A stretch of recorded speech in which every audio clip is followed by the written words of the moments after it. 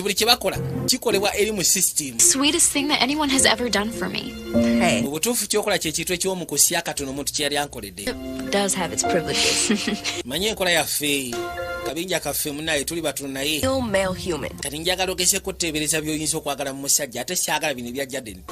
Njagala ofuna okwegamba omusaayi gwe weegomba. He'd be tall Njagala omuwanvu with brown hair. ng'alina enviiri za koneda enviiri nga za blonde Blue eyes. Meow. alina amaaso ga bulu myawuza kati bye bateekamu wano Oh, he's- kumbe eri byeprocessinga kati olwedde wabaddewo akati akagamba nga keetagateekako just fabric bano balanisa okunnyonnyoka.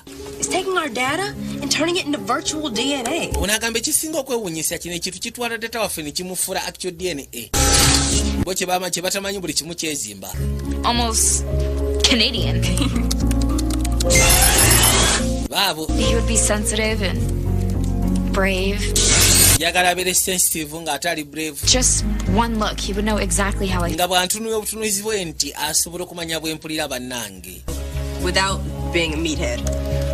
twagala agezeeko okubeera omugezi naye ate nga si musiru nnyo si mugezi nnyo kati ate ekintu baasussa data omungi bakyoverloadinga tell me. kati mbuulira Blowing. n'okubeera nga muka.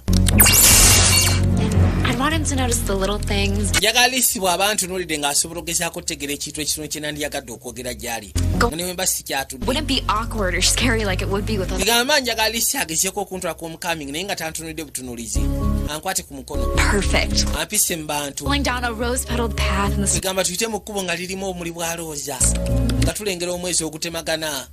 Wow, you Wow. really thought of baaba gwe ng'olina ate by'oyagala bingi one will be watching, njagala buli omu ng'alaba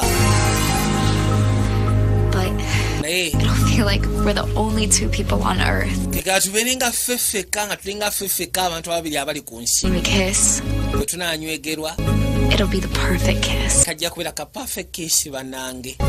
The moment will burn my akaseera memory forever. akajja okwokya ku memole yange ebbanga lyonna Magical brain tattoo.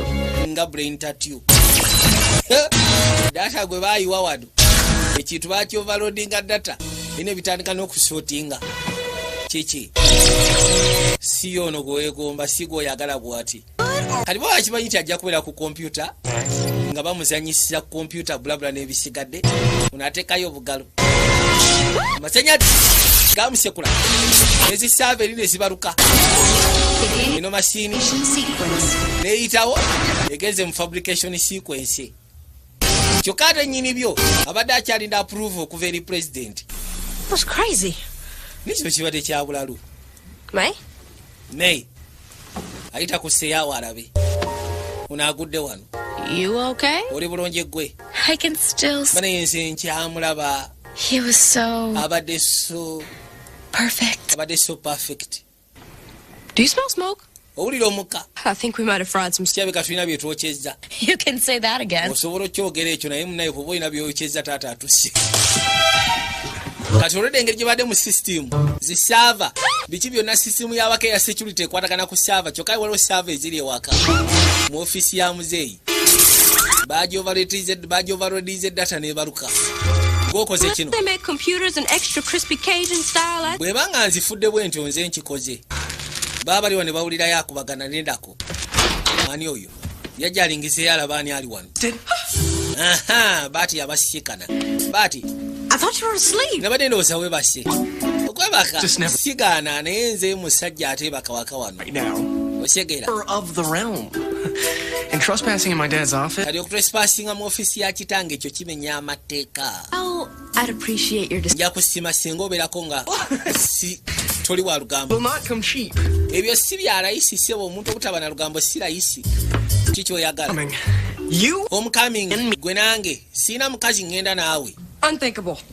ekyo kiri unthinkable Bend your mind. gezaako geza ku bwongo bwo Sponsored romantic. namugambye mbu kiri unthinkable Of course, I namugaa geza ku bwongo I don't lie. ebyo ebintu bya kisiru naawe That's unfortunate.